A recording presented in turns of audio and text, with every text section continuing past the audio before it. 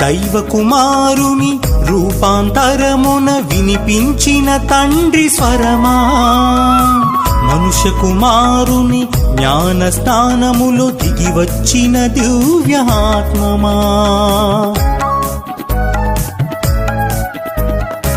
దైవ కుమారుని రూపాంతరమున వినిపించిన తండ్రి స్వరమా, మనుష్య కుమారుని జ్ఞాన స్నానములో దిగి వచ్చిన దివ్యాత్మమా.